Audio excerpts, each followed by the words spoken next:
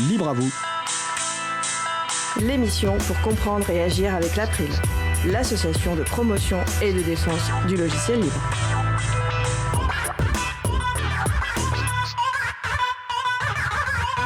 Bonjour à toutes, bonjour à tous. Imaginez un instant une archive mondiale qui conserverait tous les codes sources disponibles publiquement, une véritable bibliothèque d'Alexandrie des programmes informatiques. Depuis plus de 5 ans, ce projet fou existe, il s'appelle Software Heritage et c'est le sujet principal de l'émission du jour. Avec également au programme Jean-Christophe Becquet, qui nous emmènera du côté des musées de Paris pour découvrir une nouvelle pépite libre. Et en fin d'émission, nous écouterons une nouvelle chronique Partagé et bon de Véronique Bonnet, présidente de l'April et professeure de philosophie, dont le thème est Logiciel libre et ouverture sociale.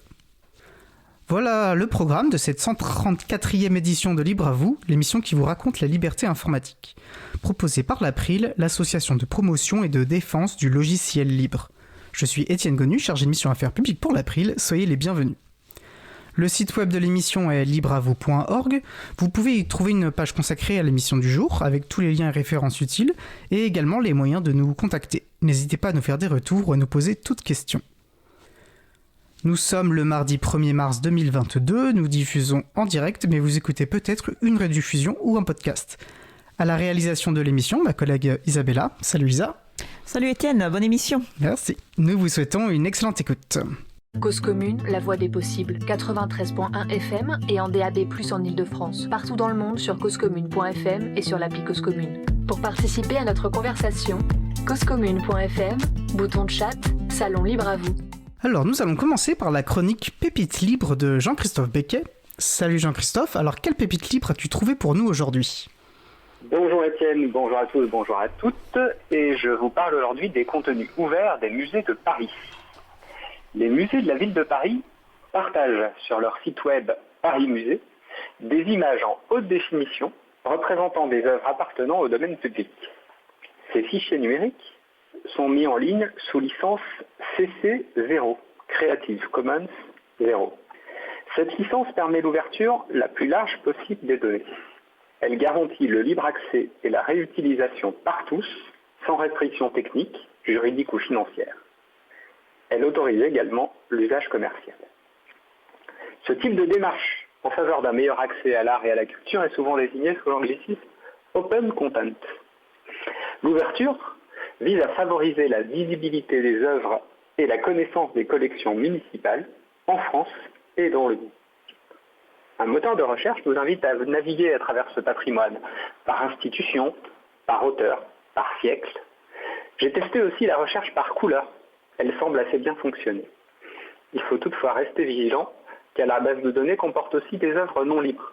Un des critères de recherche, image libre de droit, permet de filtrer uniquement celles sous licence CC0. On rencontre très souvent cette formulation libre de droit. Je la trouve inappropriée. En effet, les licences libres s'appuient sur le droit d'auteur pour accorder certaines libertés. C'est le monopole réservé à l'auteur sur sa création qui lui octroie le privilège de décider quels usages il souhaite accorder et à qui. Le principe d'une licence libre, c'est qu'elle permet à l'auteur d'exprimer sa volonté, d'offrir à tous la liberté d'utiliser, de copier, de modifier et de redistribuer l'œuvre, y compris à des fins commerciales. Je préfère donc parler d'œuvres libres, ou si l'on veut insister sur l'assise juridique, libre par le droit. À ce jour, presque 200 000 ressources numériques libres sont mises à disposition par 14 musées parisiens. L'ajout d'un filtre dans le moteur de recherche prend parfois beaucoup de temps pour s'appliquer.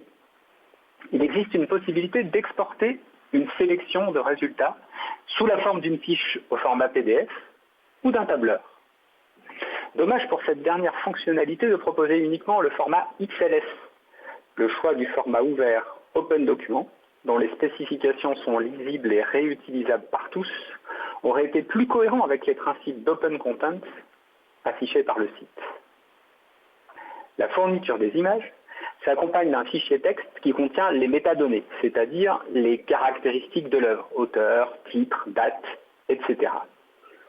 Une charte de bonne utilisation précise les libertés accordées par la licence CC0. Elle rappelle l'importance du respect du droit moral de l'auteur, et notamment son droit de paternité, c'est-à-dire l'obligation de citer l'auteur.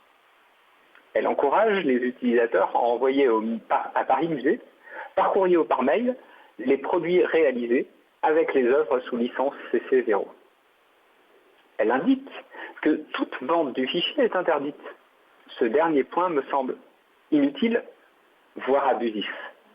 En effet, la licence CC0 permet toute réutilisation, y compris à des fins commerciales. Donc pourquoi pas la vente d'une copie du fichier ? Cependant, qui voudrait acheter un fichier, par ailleurs disponible gratuitement et sans restriction d'accès ? Rappelons en effet que les ressources numériques sont non rivales, c'est-à-dire que la copie pour un utilisateur ne retire rien aux autres. Il me semble dès lors difficile de vendre une simple copie du fichier sans aucune autre valeur ajoutée. Le communiqué de presse diffusé en janvier 2020 faisait état de plus de 100 000 reproductions numériques d'œuvres en libre accès. 2 ans après, il y en a presque le double. Grâce à un partenariat avec l'association Wikimedia France, les images sont également disponibles dans la médiathèque libre Wikimedia Commons. Cela permet notamment d'illustrer les articles Wikipédia avec des images libres de bonne qualité. Espérons que cette démarche continuera à s'étendre et inspirera d'autres institutions culturelles pour libérer leurs collections. Merci pour cette belle chronique, Jean-Christophe.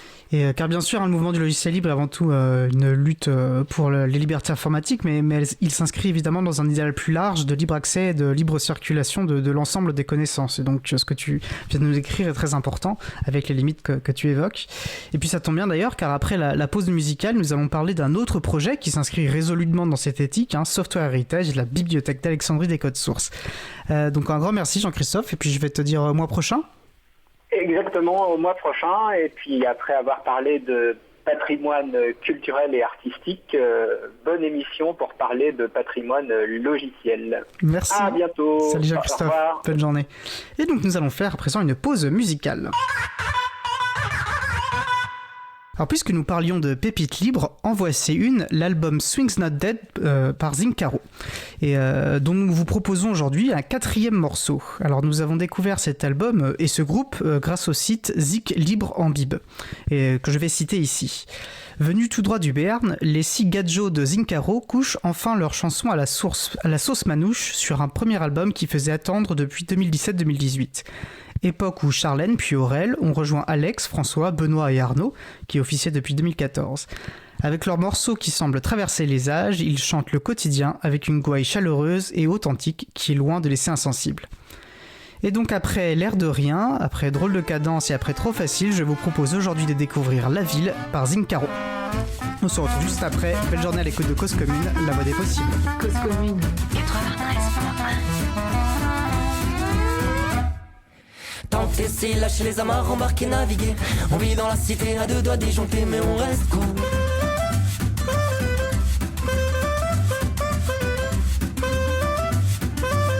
Après tout c'est qu'une ville colorée, maquillée, ses murs, ses rues, ses allées.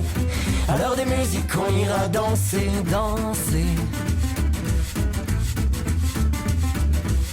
Dans ces endroits où il fait pas froid, où il y a pas trop de loi, où la musique c'est cool, dans les verres que tu bois, où la musique c'est cool, dans les verres que tu bois, où la musique c'est cool, dans les verres que tu bois. Ici ça gonfle, ici ça plombe, savoir respirer, écouter, travailler, et se laisser glisser, s'en aller des ruelles, même si elles sont belles.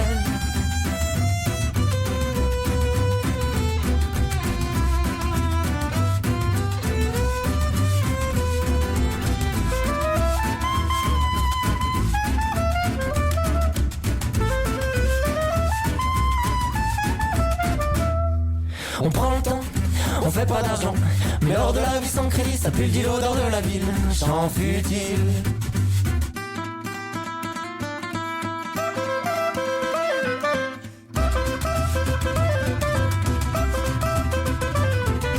Tenter, c'est lâcher les amarres, embarquer, naviguer. On vit dans la cité à 2 doigts disjonctés, mais on reste cool.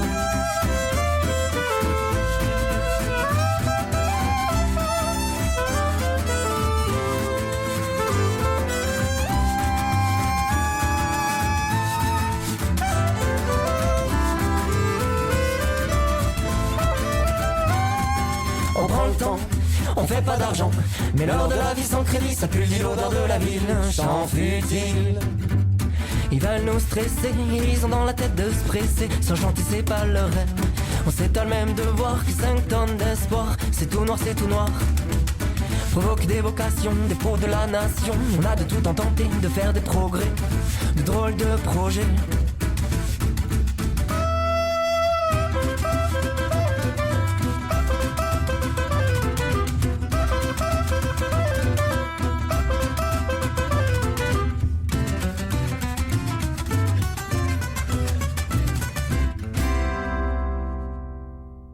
Nous venons d'écouter La Ville par Zincaro, disponible sous licence libre Creative Commons, partage dans les mêmes conditions, CC BY SA.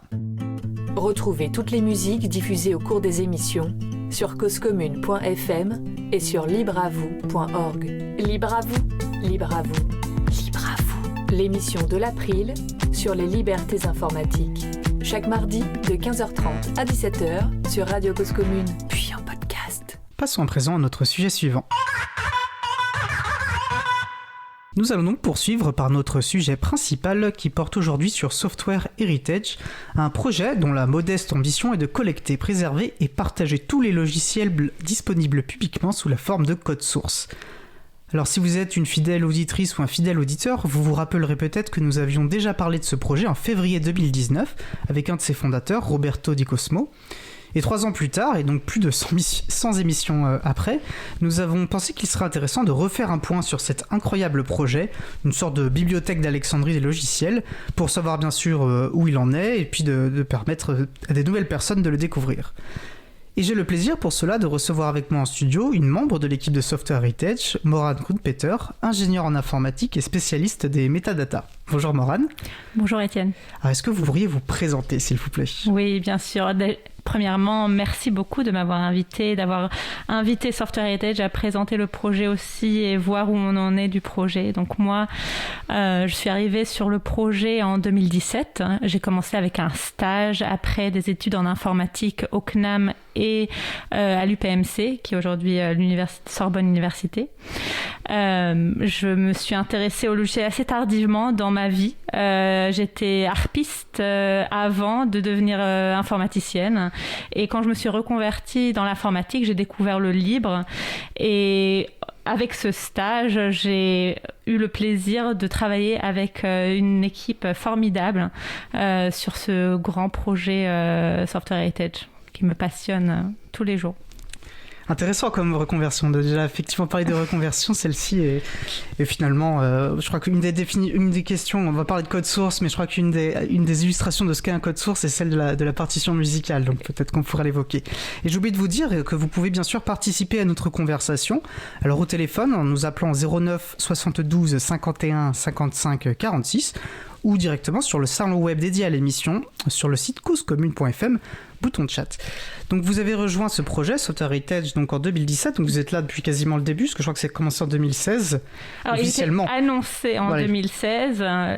Alors Roberto Di Cosmo et Stefano Zaccheroli, les fondateurs du projet, commençaient déjà à réfléchir à cette idée en 2014. En 2016, il était annoncé par le centre de recherche INRIA et quand je suis arrivée, c'était vraiment le début.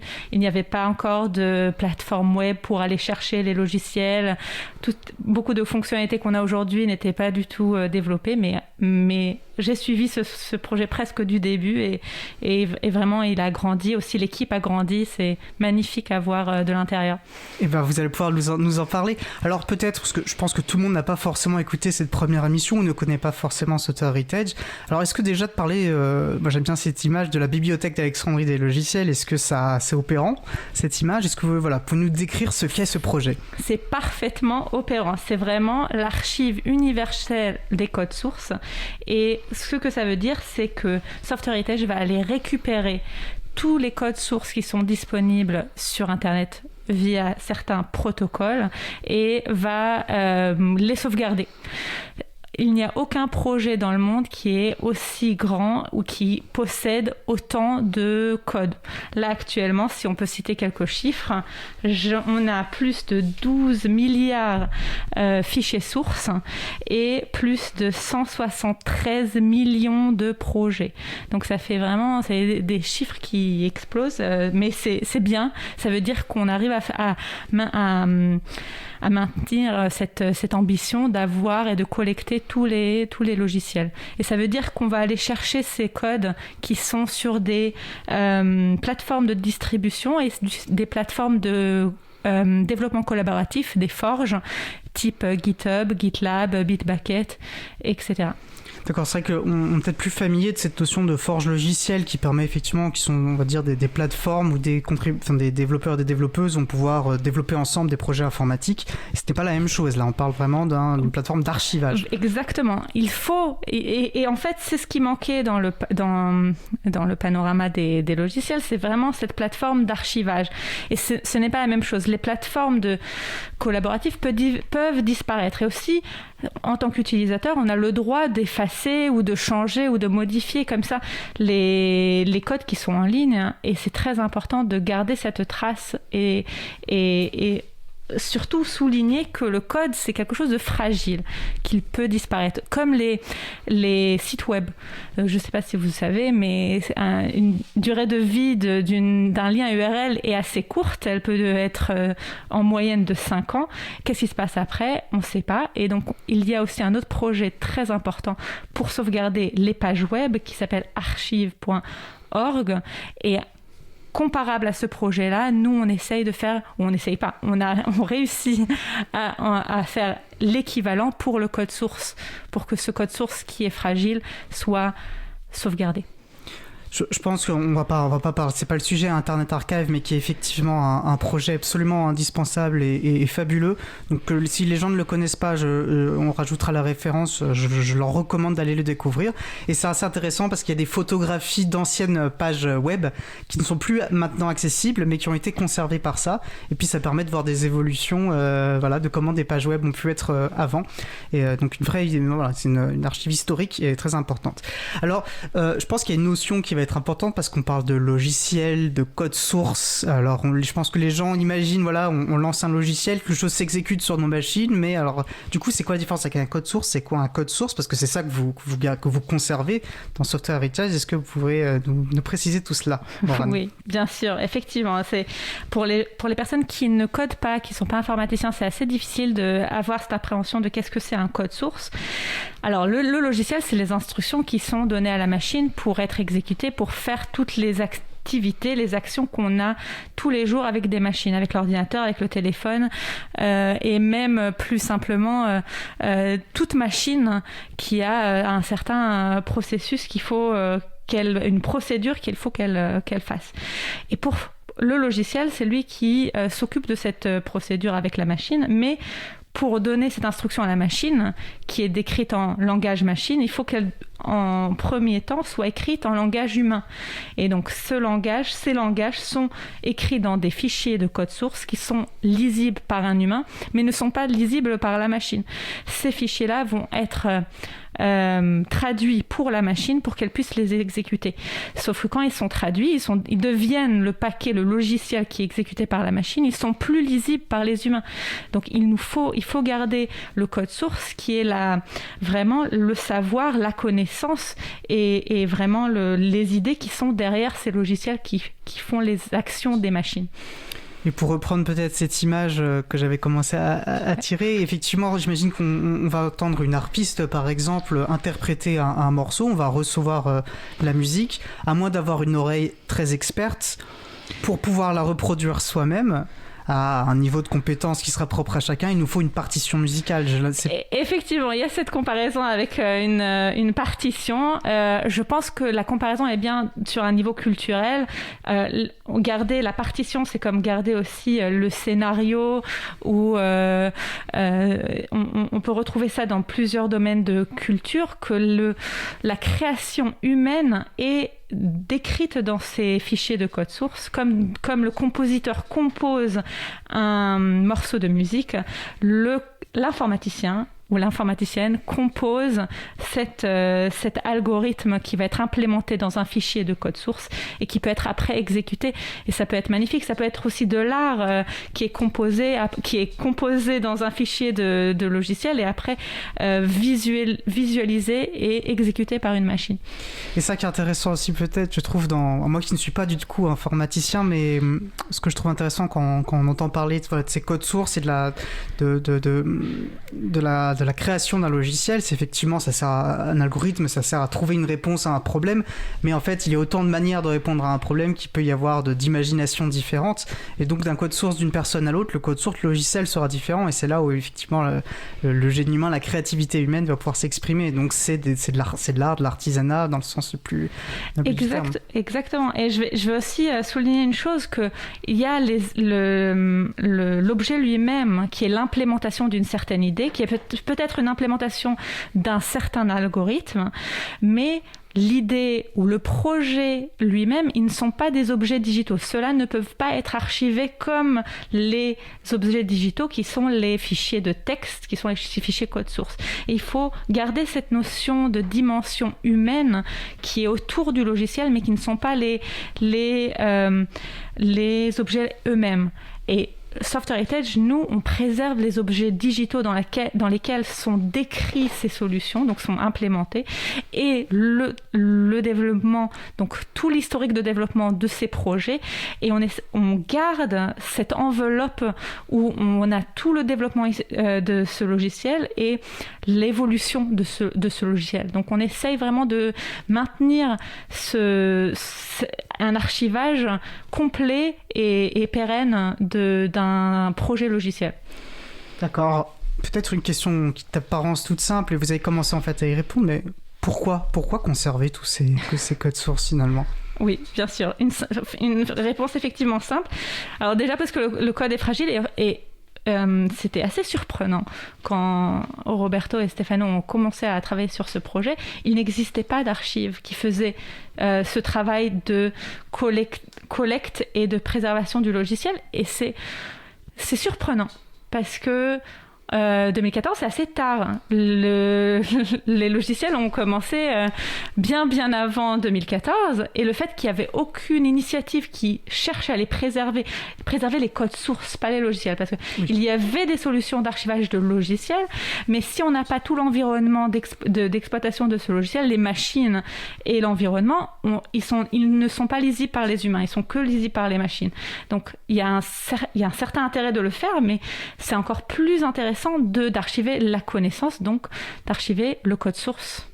Et donc, pour répondre à la question, le code source est fragile et c'est vraiment surprenant qu'il n'y avait pas avant Software Heritage, et maintenant, je pense que la communauté mondiale a compris qu'il fallait archiver ces objets qui sont fragiles et qu'il faut préserver cette connaissance. Effectivement, vous aviez des soutiens et on va y revenir rapidement. Juste pour finir peut-être sur cette notion d'objet code source, de ce qu'est donc cet objet digital. Alors du coup, vous récupérez donc quel fichier texte, parce que je pense qu'il y a des informations, un code source peut avoir des choses, il peut y avoir des commentaires pour expliquer comment le code fonctionne.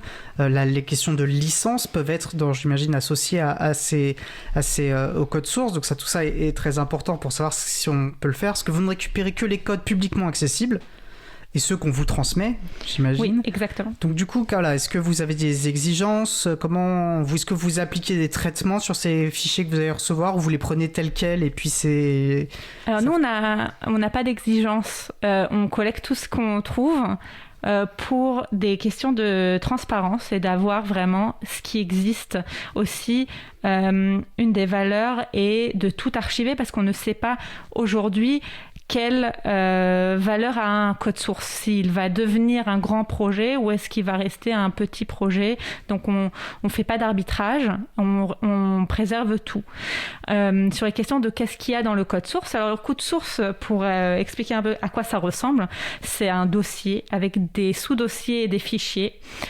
Il peut contenir des fichiers qui sont les procédures elles-mêmes, donc le code qui va être exécuté par la machine, mais il peut aussi contenir des fichiers que nous on appelle des fichiers de métadonnées, et donc qui décrivent ce qui se passe. Il peut y avoir une description du projet, même un guide, comment installer le logiciel, comment utiliser le logiciel. Et puis, dans les commentaires, c'est plutôt des instructions comment aider à une future personne de relire le code.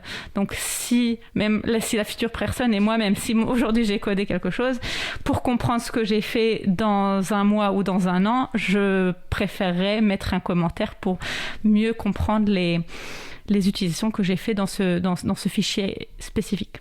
Très bien.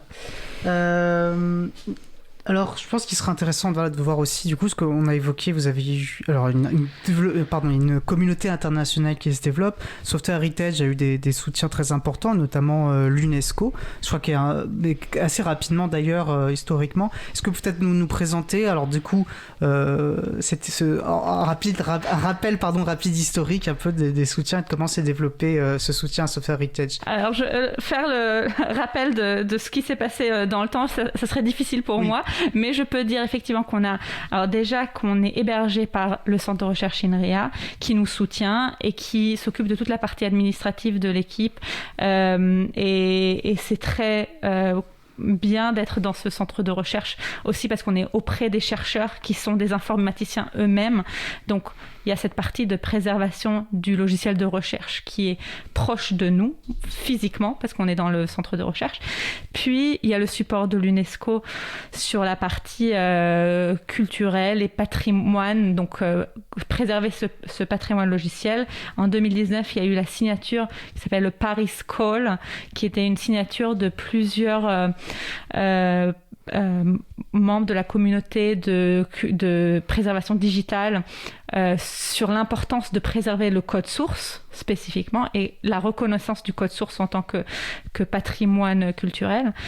Et avec ça, on a des partenaires, des sponsors, aussi de l'industrie, mais aussi de l'éducation nationale et à l'international, beaucoup de sponsors. Donc, on peut nommer le CEA, Intel, Microsoft et plusieurs partenaires. Je ne vais pas nommer tous parce qu'il y en a beaucoup.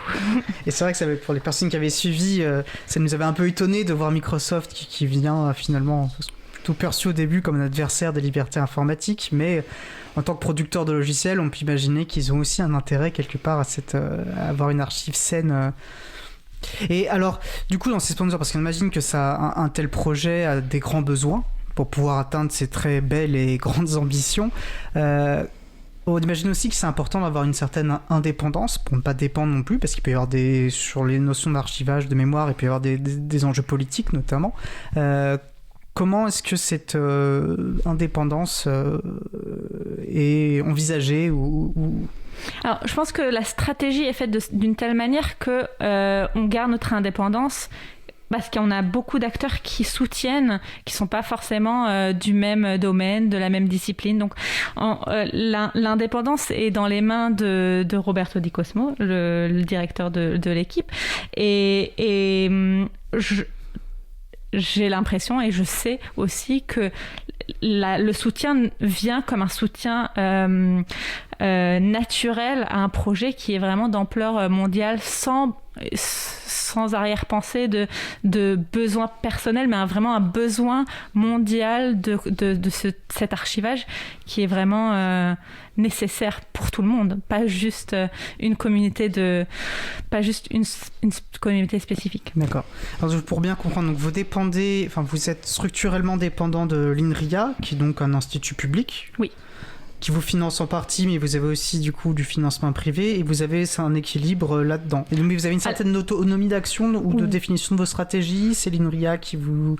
Alors on a une autonomie aussi par rapport à l'INRIA, mais on est aussi dans une perspective de se déterminer aussi, sortir et créer une fondation, mais le chemin est long. Donc pour l'instant, Et comme vous avez dit, les ressources, il faut beaucoup de ressources pour faire ce projet. On marche pas à pas vers la destination pour avoir une stratégie la plus long terme possible.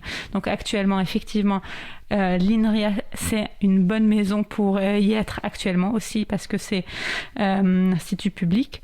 Et après, on se prépare pour un avenir vraiment de long terme pour ce projet. Alors du coup, peut-être une dernière question sur cette idée d'autonomie. Vous parliez plutôt de l'importance d'avoir une plateforme pérenne dans le temps. Et donc je pense qu'il y a ces enjeux de où est-ce que vous êtes hébergé, comment garantir qui va avoir accès à ces sources et comment garantir en fait qu'il y a une stratégie qui est déterminée pour préserver cela dans le temps. Donc là actuellement on a une copie INRIA, on a 2 copies chez INRIA mais dans 2 lieux différents. On a une copie sur Azure. Plus de détails vous pouvez trouver dans le premier. Azure qui est effectivement un cloud, voilà. Effectivement un cloud Microsoft. Et on travaille sur un réseau de miroirs où on pourra trouver dans l'avenir des copies dans différents instituts qui seront des miroirs de Software Heritage. Ça c'est aussi pour la stratégie à long terme au cas où quelque chose arrive sur une des archives qui existent actuellement. Vraiment pour sauvegarder pour le long terme et aussi pour ne pas avoir de risque qu'il arrive quelque chose à une des copies.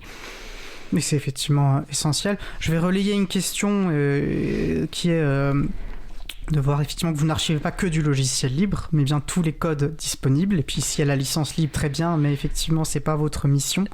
Alors je vais préciser, on préserve tout le logiciel libre s'il est publiquement accessible sur le web, mais on préserve comme on préserve tout ce qui est sur des plateformes de développement collaboratif. On a vu qu'il y avait aussi beaucoup de logiciels qui ne mettaient pas de projets, qui ne mettaient pas de licence. C'est une très mauvaise pratique, mais ils se retrouvent à la fin dans Software Heritage et c'est aux utilisateurs qui viennent voir le code sur Software Heritage de se demander est-ce qu'il y a une licence, est-ce que j'ai le droit d'utiliser ce code. Cela dit, il y a aussi une autre perspective, c'est que dans le temps, un logiciel propriétaire va devenir libre au sens où il va revenir dans le droit public, dans le... pour commun. Oui, voilà. Exactement. Parce qu'effectivement, quand un auteur décède, au bout de 70 ans, une œuvre est versée... Donc, il faut imaginer vraiment le long terme. Donc, si aujourd'hui, ou il y a 20 ans ou 30 ans, un logiciel était propriétaire, il faut juste attendre pour qu'il devienne libre. Effectivement. Alors, des questions techniques, je pense qu'elles seront vite répondues. Alors, vous avez évoqué la notion de miroir. C'est quoi ? C'est une copie ? Oui, c'est une copie qui reste à jour, donc qui fait un miroir de ce que nous on collecte dans l'archive principale. Et donc en ayant ce réseau, les miroirs eux-mêmes vont avoir la possibilité de se mettre à jour régulièrement pour être le plus près possible de l'archive.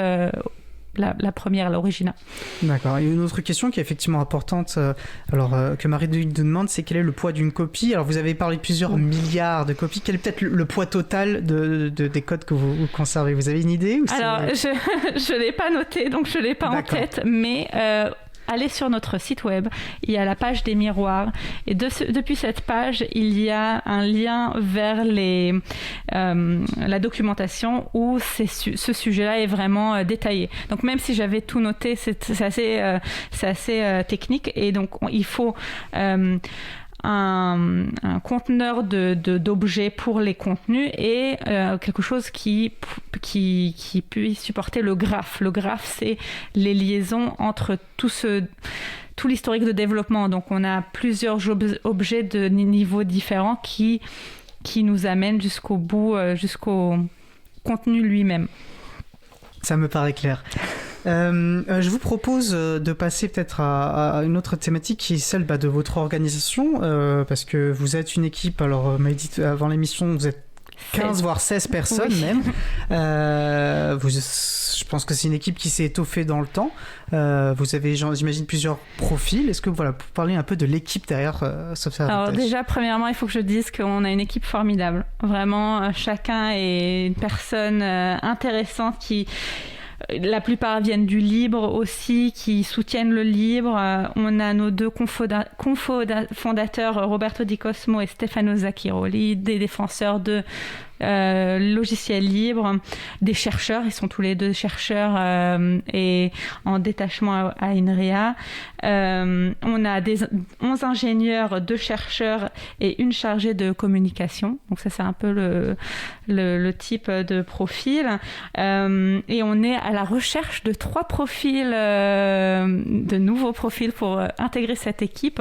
Un dev ou une dev, 3 personnes, un ou une sysadmin et un ou une animatrice de la communauté Sciences Ouvertes. Donc ça, on est toujours à la recherche de personnes qui souhaitent rejoindre notre projet et créer cette archive, ou maintenant c'est plus créer, mais continuer ce projet ambitieux. C'est parfait. Alors on mettra bien sûr des liens vers ces fiches de poste. On va préciser très rapidement, dev, c'est donc les personnes qui font du développement informatique. Oui. Et sysadmin, c'est les personnes qui font plus du support technique. Alors, sysadmin, c'est les administrateurs système. Donc, ils sont plutôt... ils peuvent être des développeurs aussi, mais ils sont plutôt sur la partie de l'infrastructure. Très clair, très bien. Et donc, alors... donc on va parler de ces différents profils et peut-être puisque vous êtes là, vous, qu'est-ce que vous faites à ce Software Heritage? La bonne question. Alors moi j'ai plusieurs chapeaux chez Software Heritage. Comme vous m'avez présenté au départ, je suis venue pour ce stage en 2017 sur le sujet des métadonnées pour créer le web sémantique du logiciel libre et vraiment retrouver les métadonnées descriptives depuis le logiciel, depuis les codes sources, parce que ayant tellement de projets et de fichiers, on se perd. Et pour trouver quelque chose, il faut avoir des métadonnées pour rechercher dans cette grande structure. Donc je suis arrivée pour ça. Après, un autre collègue qui a repris mon travail, Valentin, qui a fait un très beau travail sur la question d'indexation de ces métadonnées. Et actuellement, mon travail est plutôt divisé sur 3 pôles. Un sur le Deposit, qui est le dépôt de logiciels dans le milieu de la recherche. Donc, on peut faire des dépôts depuis des journaux ou l'archive ouverte HAL, qui est une archive nationale de publications, mais aussi d'autres objets. Donc on a commencé cette collaboration avec eux et moi je suis au milieu de cette collaboration, donc ça c'est un pôle. Après sur un autre chapeau je coordonne le programme des ambassadeurs, on peut y revenir un peu plus tard, et finalement je suis aussi sur le sujet des histoires de logiciels aussi par rapport aux métadonnées, mais dans un contexte de logiciel historique, de raconter l'histoire d'un logiciel historique et comment le faire de manière ludique sur une interface d'histoire. Et ça, parce qu'on a un petit peu parlé effectivement avant l'émission de différentes, de Software Heritage, tout simplement pour préparer le sujet. Et ça que je trouve intéressant dans cet exemple, c'est que ça montre aussi que dans une logique de mémoire, Software Heritage n'est pas qu'un projet tourné vers les spécialistes de l'informatique. Vous vous inscrivez vraiment dans une démarche aussi, de diffusion d'un savoir accessible à tous et toutes. Exactement. Alors, ce dernier projet-là pour les logiciels historiques, effectivement, pour rendre le logiciel ou les codes sources accessibles à tous, comme c'est difficile de lire un code, lire du code, si on n'a jamais appris à lire du code, ça serait difficile, mais l'importance d'un logiciel, n'est pas seulement la lisibilité du code, mais de comprendre son contexte, comprendre où il a été créé, par qui il a été créé, voir pour quelles raisons il a été créé et comment il gère une solution, qu'est-ce qu'il essaye qu'est-ce qu'il essaie de résoudre. Et dans ce projet qu'on appelle Software Stories, c'est une interface qui est en bêta actuellement, donc c'est juste un prototype. Il y a un des logiciels qui est Taomuse, qui est un logiciel de l'université de Pise des années 70, et c'est un synthétiseur de musique où sur l'interface on écoute, on peut voir des vidéos de la production musicale de cette machine et aussi du code source qui a été utilisé pour produire cette musique. Donc c'est vraiment très intéressant, même pour quelqu'un qui n'a aucun savoir informatique quelconque.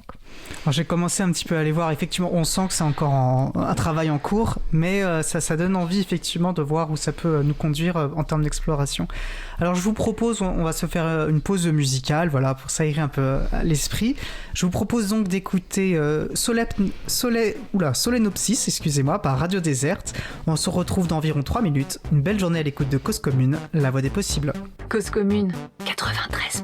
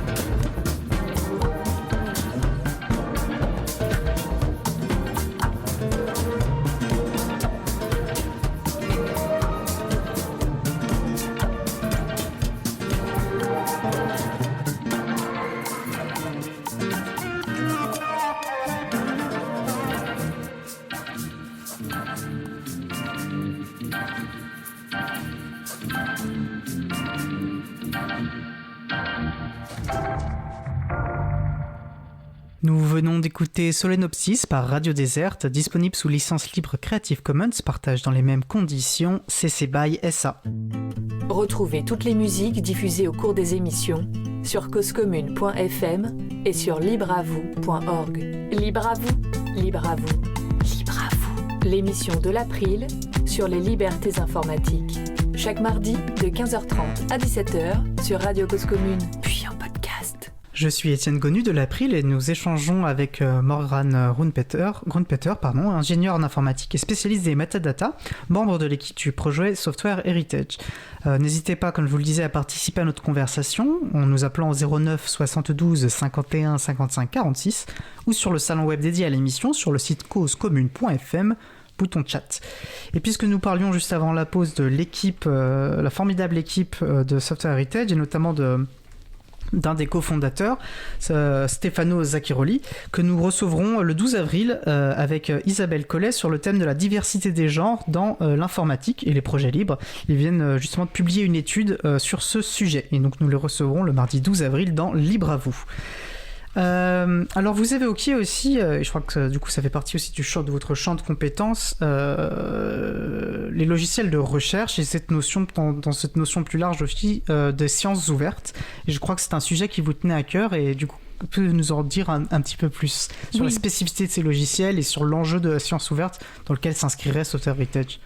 Je peux bien sûr parler de la science ouverte et des logiciels dans la recherche. C'est un des sujets qui me passionne vraiment parce que les logiciels sont très importants pour faire de la recherche, dans plusieurs rôles, déjà comme outils pour vraiment faire de la recherche, mais aussi ils peuvent être des productions de recherche, donc produits par les équipes de recherche pour faire avancer la recherche, et ils sont les résultats de recherche. Et on voit ça très spécifiquement dans l'institut dans lequel on est hébergé, INRIA. Puis finalement, un troisième rôle, ils peuvent être aussi un objet de recherche sur lequel on fait des études. Donc on pourrait, par exemple, faire de la recherche historique sur les jeux vidéo, et donc rechercher sur ces codes sources, et donc leur place est très importante dans la recherche aussi à cause de ces trois rôles-là, mais aussi parce qu'ils ne sont pas suffisamment reconnus en tant que production de recherche. Et ça commence à arriver, surtout ici en France. Et donc la France, c'est un pays vraiment précurseur sur ce sujet-là. Et c'est formidable à voir comment la France a pris le devant, aussi avec son plan national, son deuxième plan national pour la science ouverte, qui met le logiciel au même niveau que les publications et les données, mais aussi recommande et va vers le logiciel libre. Donc ça, c'est très beau à voir.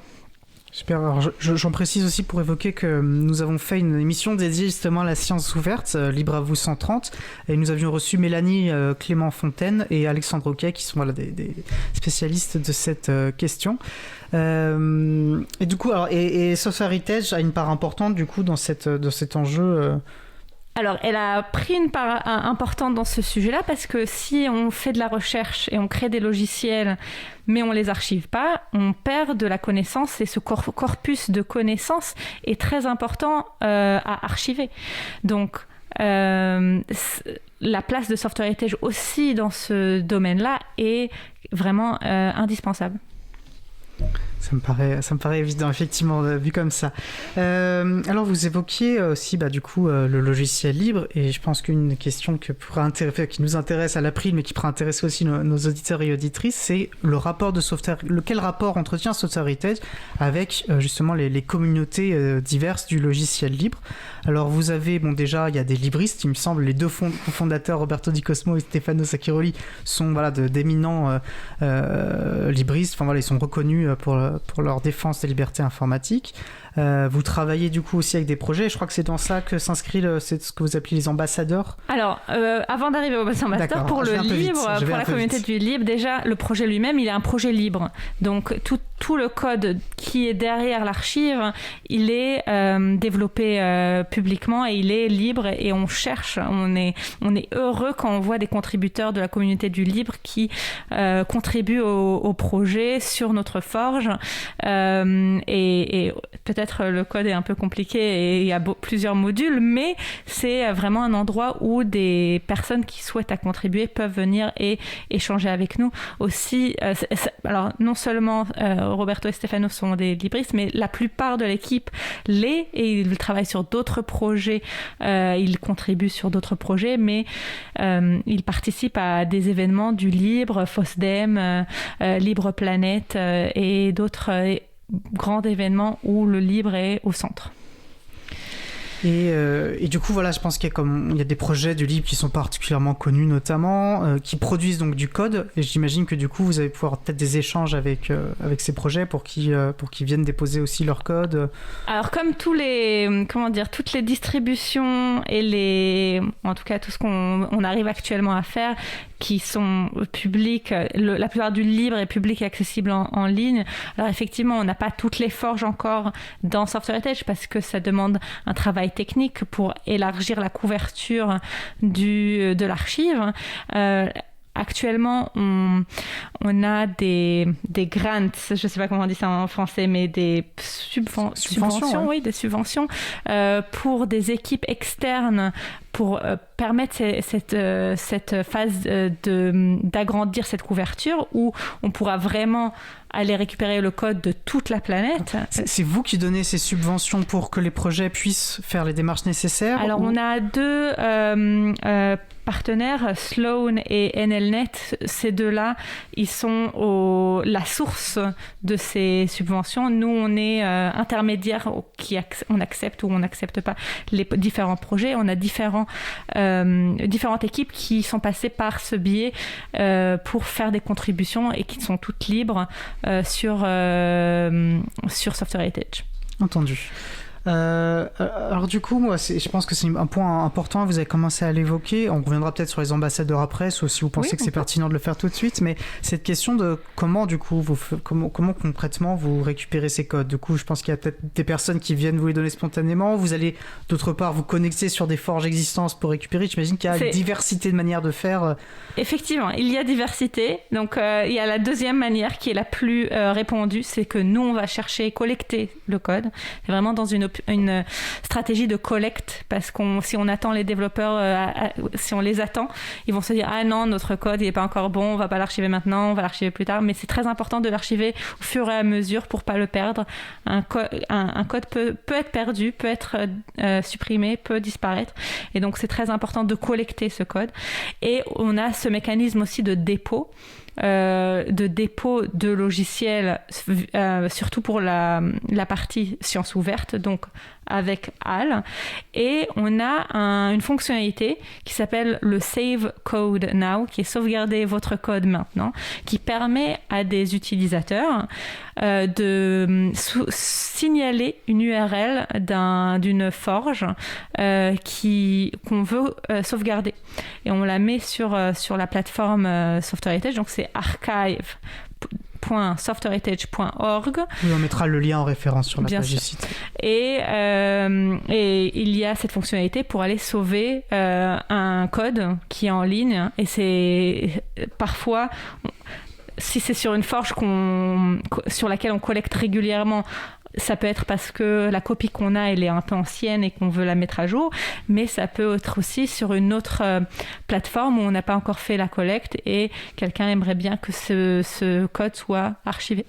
Du coup, je vais repréciser s'il y a des personnes qui ne connaissent pas le terme, on l'a déjà évoqué en début d'émission, mais c'est pas grave. Une forge, c'est une plateforme où des gens vont développer du code ensemble, et donc c'est des archives temporaires, mais qui n'ont pas la même vocation de longue durée que vous avez, quoi. Exactement, c'est une plateforme de développement collaboratif, et on a vu des plateformes comme ça qui ont fermé ou qui ont arrêté le service pour certains types de systèmes de contrôle de version.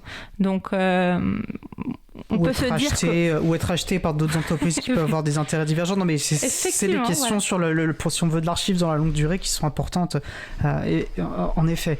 Et du coup aussi, j'imagine que pour certains projets, pour venir des projets libres, est-ce que le fait qu'il y a des fondations, par exemple, je pense à Open Document Foundation, il y a une fondation structurée, j'imagine que ça facilite peut-être avec eux la récupération du code, ou ça dépend vraiment? Je pense pas que ça facilite ou ça crée des difficultés. Effectivement, il y a une partie de légalité, mais comme pour l'instant on se préoccupe plus sur ce qui est public, accessible plus publiquement et libre, plutôt libre, c'est plus facile légalement d'aller récupérer le code. Après, la mission du projet est beaucoup plus large que ce qu'on fait techniquement aujourd'hui. On n'a que 5 ans au final. Un point important, puisqu'il y a des personnes, vous invitez des développeurs et des développeuses à venir développer leur code via le Save Code Now. J'imagine tant qu'à faire, c'est mieux si les codes sont, on va dire, propres, s'ils ont respecté certaines pratiques, et j'ai cru comprendre que vous avez un guide de bonnes pratiques sur comment... Exactement, on a un guide de bonnes pratiques sur le site, on mettra le lien plus tard. Surtout, c'est des bonnes pratiques de comment bien curer ou faire une curation du code. C'est pas des bonnes pratiques de développement. Donc, il y a des bonnes pratiques de développement, on peut trouver ça en ligne, mais ça, c'est vraiment pour avoir toutes les informations nécessaires pour l'archivage avec le contexte. Donc, ça propose Donc dans ces bonnes pratiques, on propose plutôt d'ajouter des fichiers, un fichier descriptif du projet qui s'appelle un README, un fichier pour donner l'attribution aux auteurs du logiciel. Et ça s'inscrit plutôt dans une procédure de scientifique et de recherche pour donner crédit aux auteurs. Et finalement aussi, très important de mettre un fichier licence ou un dossier licence avec plusieurs fichiers de licence. Ça dépend s'il y a différentes licences sur différents composants du logiciel. Finalement, on a aussi un 4e fichier, mais qui est aucun des fichiers n'est obligatoire, mais c'est intéressant de le mettre. C'est un fichier de métadonnées qui s'appelle codemeta.json, qui est très facile à créer. C'est un fichier texte avec différentes propriétés qui nous permet à Software Heritage d'indexer ces métadonnées et d'avoir plus de visibilité de ce logiciel dans la recherche sur Software Heritage. Entendu. Alors une question que j'ai oublié d'évoquer, vous récupérez, ce qui est disponible, c'est la dernière version à jour du code et des logiciels, ou vous avez tout l'historique aussi? Tout. Oui. Ce qui paraît cohérent avec votre démarche. Alors, parlons maintenant, peut-être, j'ai évoqué plusieurs fois, vous couperons peut-être l'herbe un peu sous le pied, les ambassadeurs. Oui. Alors du coup, c'est quoi ce projet? C'est un projet qui est récent? Alors c'est un projet vraiment très intéressant qui a commencé seulement l'année dernière, donc en 2021. On a ouvert un programme des ambassadeurs que je coordonne moi-même. Et actuellement, on a 19 ambassadeurs. Alors ces 19 ambassadeurs sont vraiment de l'international. On a des ambassadeurs français, italiens, américains. C'est vraiment pas seulement français francophone. Et ils viennent de domaines différents, de la recherche, de l'industrie, de l'administration.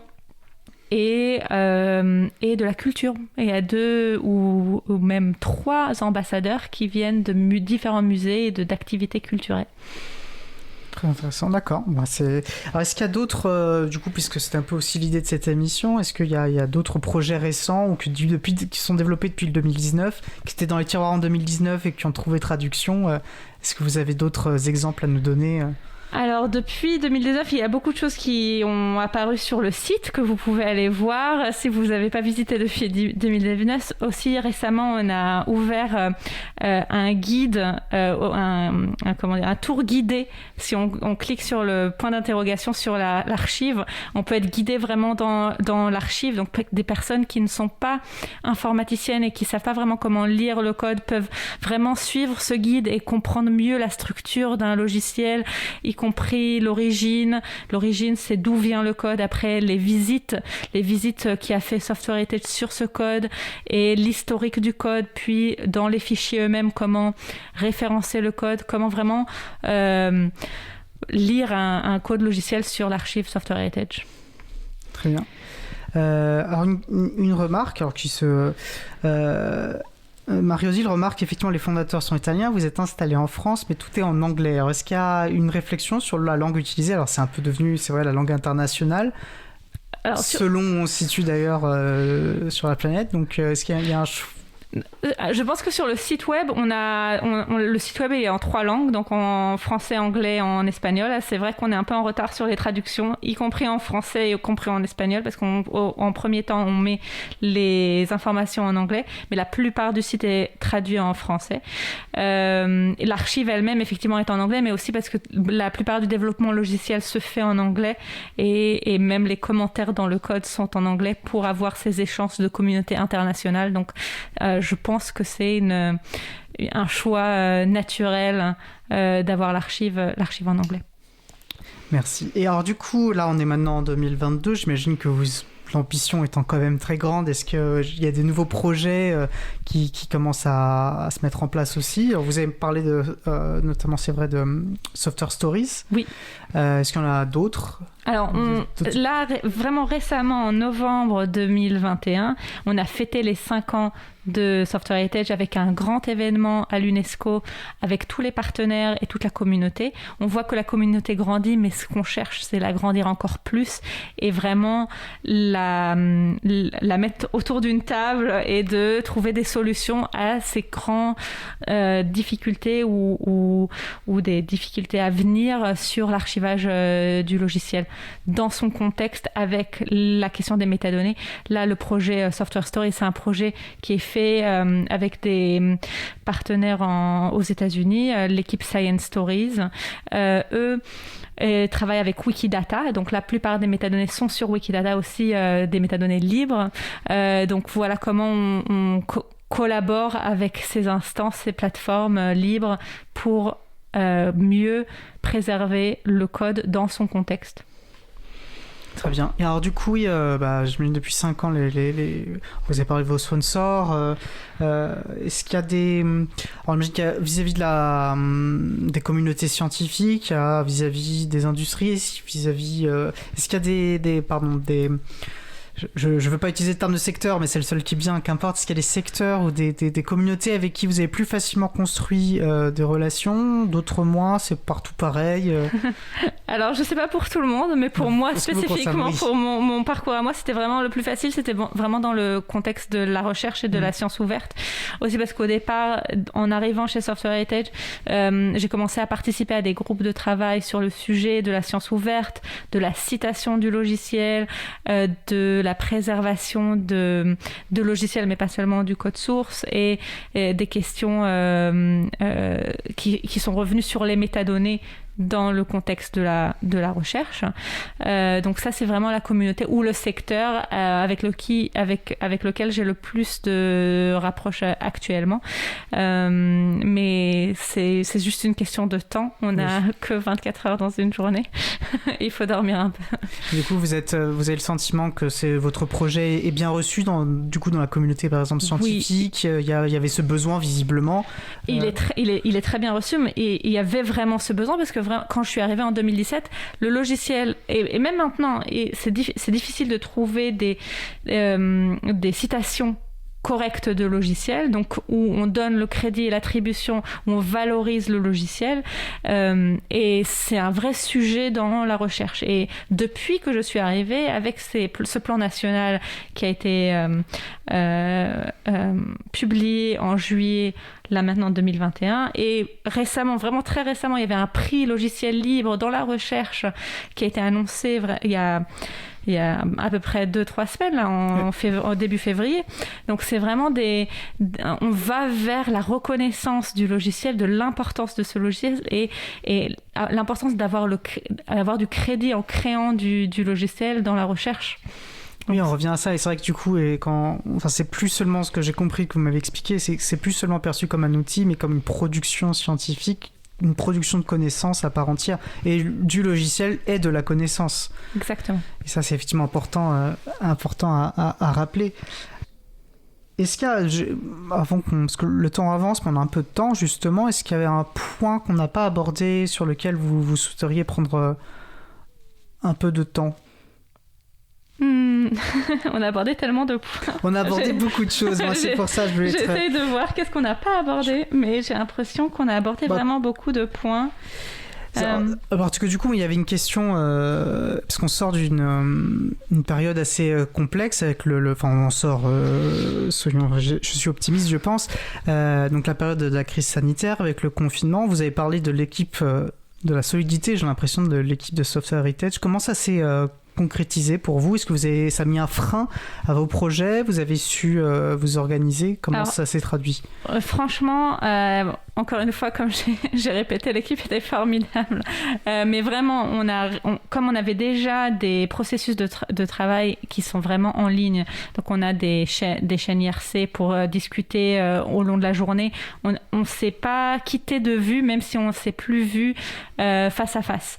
On a même, pendant vraiment le confinement, on a créé une soirée par semaine où on se retrouvait, l'équipe a discuté de choses qui ne sont pas les sujets du quotidien, donc les sujets de travail, donc pas les sujets c'était pas des réunions de travail. Et on a créé aussi quelque chose que j'aimais beaucoup, c'était la pause café, où on se retrouvait en ligne dans une pièce Jitsi pour juste échanger autour d'un café et pas parler boulot. Donc on a réussi à maintenir cette activité-là pendant ces 2 dernières années. Aussi, on a eu cette année on a fait des mini sprints de documentation, donc on pouvait pas les faire physiquement, donc se voir au centre de recherche, et on les a fait en ligne.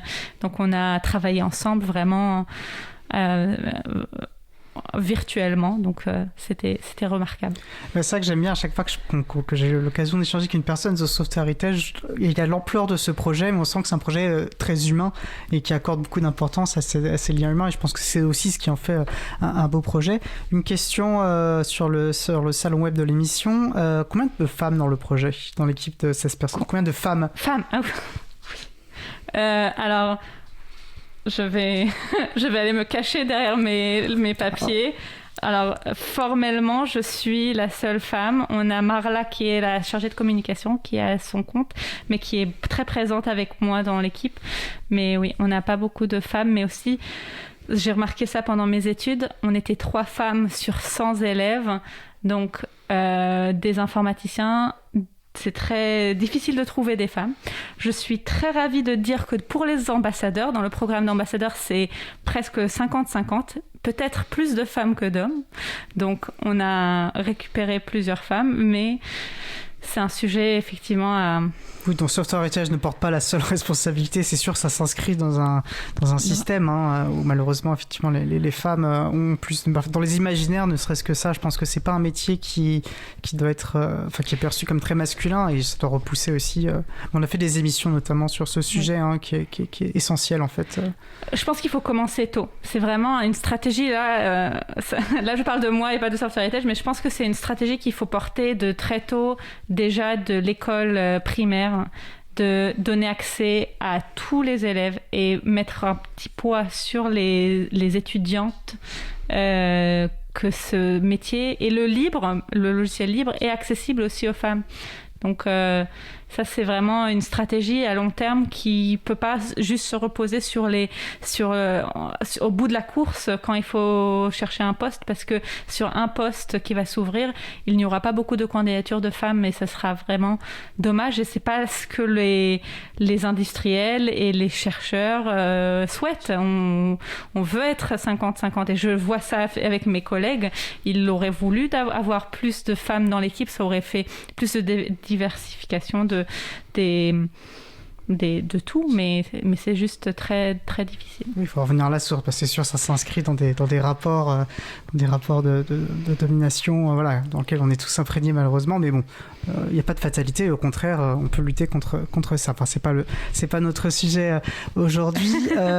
Une dernière question, vous proposez peut-être un petit temps de synthèse. Alors on a une tendance, on voit l'informatique qui se développe actuellement, on a quand même une sensation d'une certaine balkanisation autour de certains îlots technologiques entre Apple d'un côté et les Google de l'autre. L'informatique à distance, finalement l'informatique s'éloigne un petit peu des utilisateurs et utilisatrices. Est-ce que c'est quelque chose qui impacte un peu Software Heritage? Comment vous percevez ça depuis votre prisme, depuis votre regard?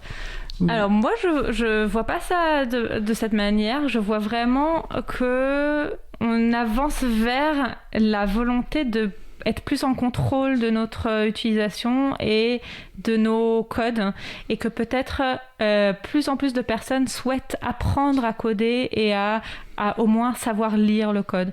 Et je pense que Software Heritage vient à un moment où il montre que c'est possible pour tout le monde et que c'est nécessaire pour tout le monde que ce code soit archivé et accessible.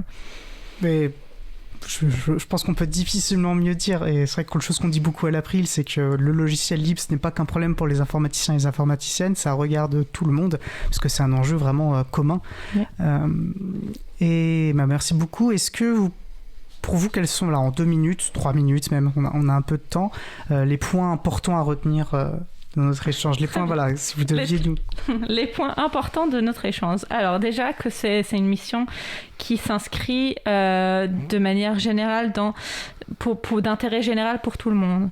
C'est une mission très importante de collecte, de préservation et de partage des codes sources pour permettre l'accès à ces codes sources à tout le monde.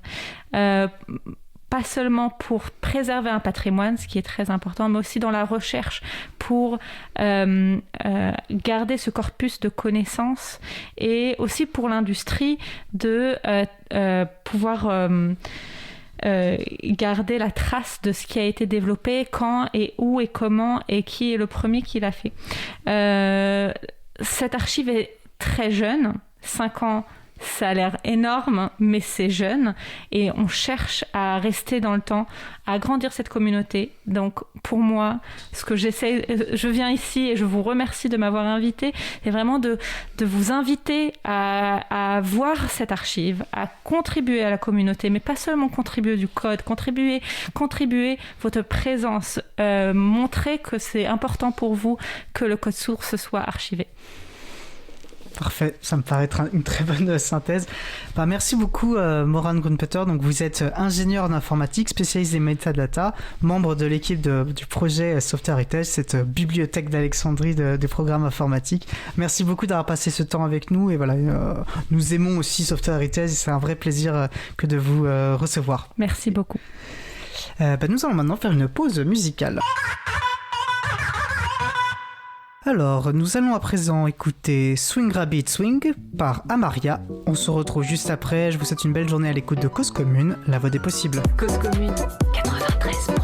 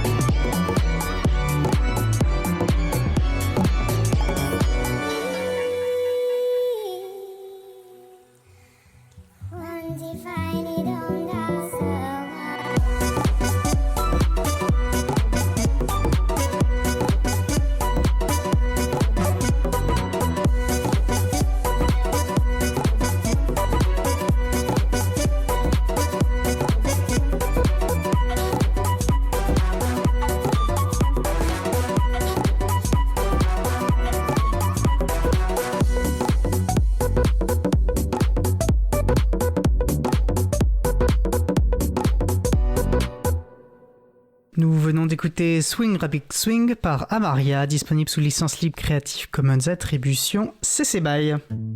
Retrouvez toutes les musiques diffusées au cours des émissions sur causecommune.fm et sur libreavou.org. Libre à vous, libre à vous, libre à vous. L'émission de l'April sur les libertés informatiques. Chaque mardi de 15h30 à 17h sur Radio Cause Commune, puis en podcast. Nous allons poursuivre avec notre dernier sujet.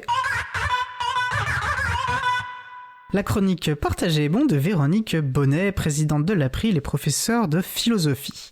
Le thème de sa chronique du jour, logiciel libre et ouverture sociale. Une séquence préenregistrée par mon collègue Frédéric Couchet. Je vous laisse donc en sa compagnie et celle de Véronique. On se retrouve dans 9 minutes, toujours sur Radio Cause Commune, la voix des possibles. C'est la chronique Partagez et bon de Véronique Bonnet, professeure de philosophie et présidente de l'April. Bonsoir Véronique. Bonsoir Fred. Alors le thème de la chronique du jour, c'est logiciel libre et ouverture sociale.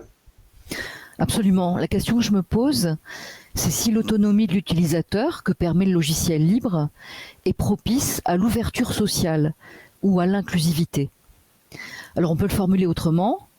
En quoi les 4 libertés du logiciel libre, exécuter, étudier, copier, améliorer, distribuer des copies modifiées ou non, vont-elles dans le sens d'une sociabilité qui serait élargie, qui serait forte ?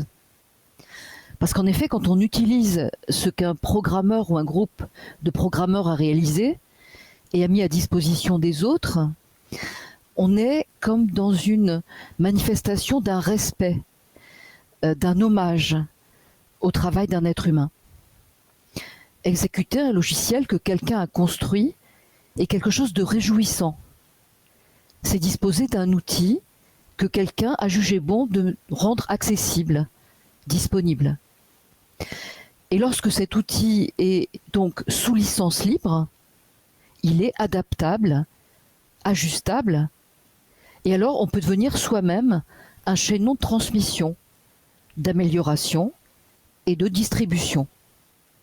Alors ce que l'on nomme parfois en anglais empowerment, qu'on traduit par une capacitation, et ceci est un acquis qui est très fort, qui fait grandir, qui élève à ce que Kant appelait la communauté des sujets. En effet, le logiciel libre fait barrage à ce que l'on nomme la chasse gardée, une forme de rigidité sociale, ou encore ce qu'on nomme l'entre-soi. Le libriste refuse la société à 2 vitesses, ou encore un accès aux services, aux informations qui serait réservé à quelques-uns. Par l'approche philosophique qui est la mienne, je voudrais alors proposer 3 repères. Le premier, Michel Foucault. Ce philosophe, jusqu'à sa mort en 1984, s'est interrogé sur l'accès de tous ou de quelques-uns au savoir, au savoir-faire, aux outils du savoir. De 2 choses l'une, ou bien cet accès est la chasse gardée de quelques-uns, ou bien on essaie de l'étendre, de le rendre accessible à tous. Ou bien le savoir est la chasse gardée du pouvoir, ou bien le savoir est un contre-pouvoir. Jusqu'à la fin du VIe siècle, avant notre ère, les seuls sachants sont les puissants. Au VIe siècle, toujours, la construction de la démocratie grecque inverse la perspective. Elle essaie d'opérer une ouverture sociale. Elle essaie de familiariser les citoyens à l'usage de la parole.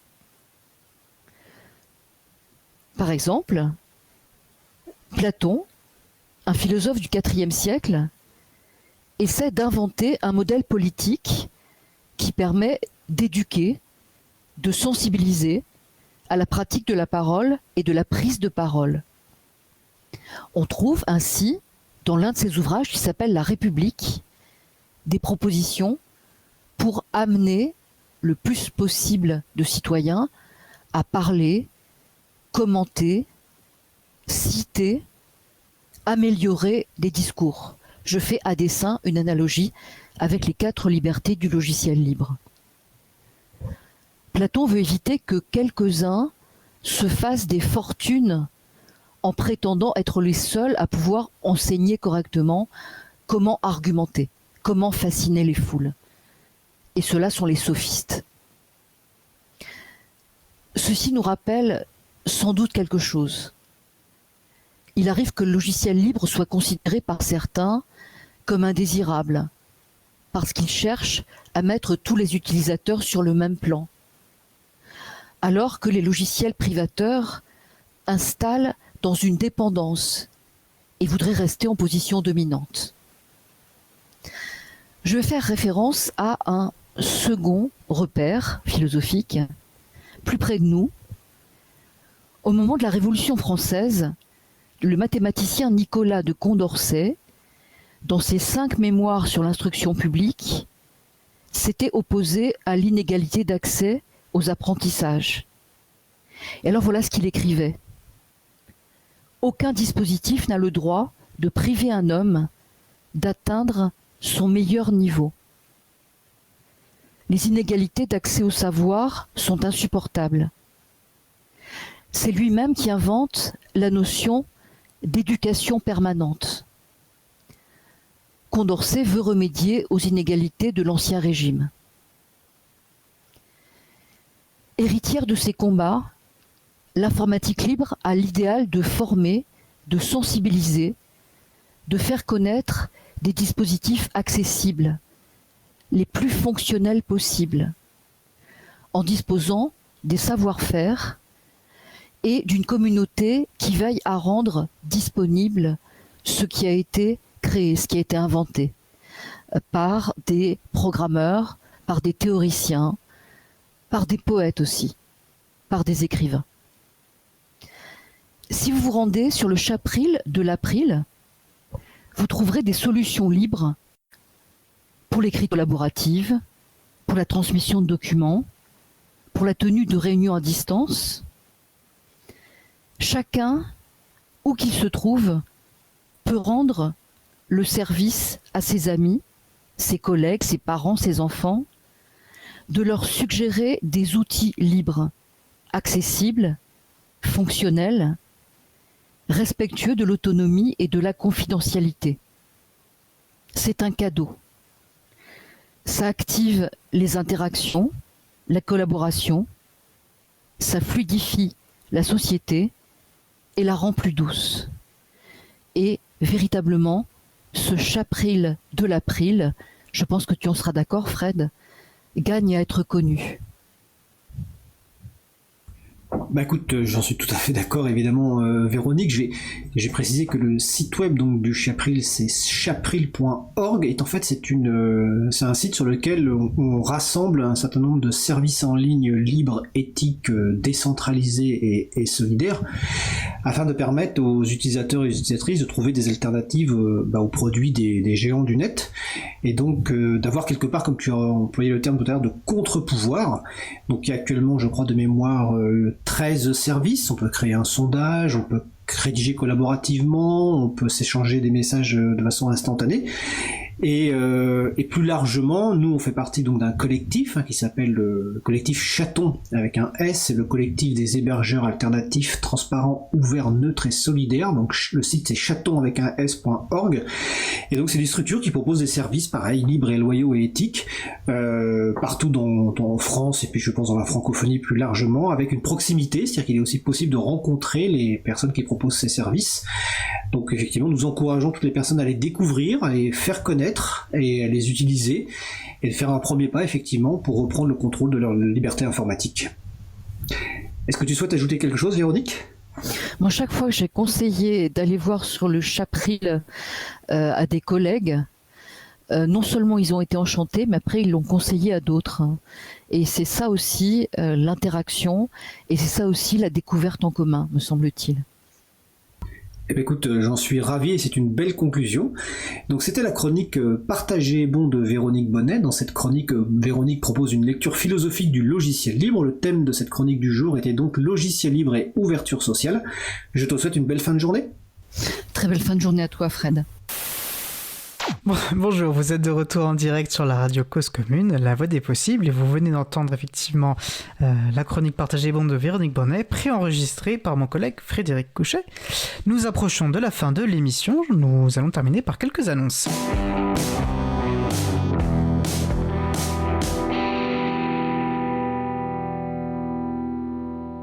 Alors mardi 22 mars, à quelques jours de l'Assemblée Générale de l'April et pour célébrer les 25 ans de l'association, nous allons réaliser une nouvelle émission spéciale au cœur de l'April. Et à cette occasion, nous aimerions beaucoup pouvoir lire en direct vos témoignages, vos retours. Comment vous avez connu l'April, votre découverte de Libre à vous, si vous avez un souvenir fort, que ce soit en lien avec l'émission ou avec l'association. Voilà, tout cela nous intéresse. Donc n'hésitez pas, vous pouvez nous envoyer ces témoignages via le formulaire de contact que vous trouverez sur le site de l'émission ou directement par courriel à bonjour@libreavou.org. Aussi, je profite de ces annonces pour rappeler ce que nous avons évoqué pendant notre échange sur Software Heritage, ce superbe projet recrute. Vous pouvez rejoindre cette merveilleuse équipe. Alors, ils sont à la recherche d'un développeur ou d'une développeuse, d'un administrateur ou d'une administratrice système, et enfin d'une personne pour animer, une animatrice ou un animateur de communauté. Voilà, vous retrouverez les fiches de poste sur le site de Software Heritage. Et nous vous mettrons bien sûr le lien en référence sur la page de l'émission. Et puis l'occasion bien sûr aussi de rappeler l'agenda du libre.org, le site pour retrouver les événements et les associations du libre près de chez vous. Puisque nous parlons de contribution, et une manière de contribuer à Libre à vous, assez simple, c'est de nous partager vos découvertes musicales. Là, par exemple, aujourd'hui, c'est vrai que nous avons eu plusieurs musiques autour de cette... ça swingait pas mal, que ce soit entre Swing Rabbit Swing ou l'album de Zingaro, du swing jazz. Voilà, donc si vous avez des découvertes musicales sous licence libre, vous pouvez nous les transmettre, on les diffusera avec plaisir. Vous l'entendez au générique, notre émission se termine. Je remercie les personnes qui ont participé à cette émission, Jean-Christophe Becquet, Morane Grunpeter, Véronique Bonnet, Frédéric Couchet. Aux manettes de la régie aujourd'hui, Isabella Vanni. Merci également aux personnes qui s'occupent de la post-production des podcasts. Samuel Aubert, Élodie Daniel Giraudon, Languin, tous bénévoles à l'April, tous et toutes. Olivier Gréco, le directeur d'antenne de la radio. Merci également à Quentin Gibaud, bénévole à l'April, qui découpera le podcast complet en podcast individuel par sujet. Vous retrouverez sur notre site web libreavou.org toutes les références utiles, ainsi que sur le site de la radio causecommune.fm. N'hésitez pas à nous faire des retours pour indiquer ce qui vous a plu, mais aussi des points d'amélioration. Vous pouvez également nous poser toutes questions et nous y répondrons directement ou lors d'une prochaine émission. Toutes vos remarques et questions sont les bienvenues à l'adresse contact@libreavou.org. Nous vous remercions d'avoir écouté l'émission. Si vous avez aimé cette émission, n'hésitez pas à en parler le plus possible autour de vous et à faire connaître également la radio Cause Commune, la voix des possibles. La prochaine émission aura lieu en direct, toujours, mardi 8 mars 2022 à 15h30. Notre sujet principal portera sur Gawain Blaze, un jeu d'enquête narrative sur Android pour sensibiliser aux enjeux des données personnelles. Un échange qui sera animé par ma collègue Isabella. Nous vous souhaitons de passer une belle fin de journée. On se retrouve donc en direct le 8 mars et d'ici là, portez-vous bien.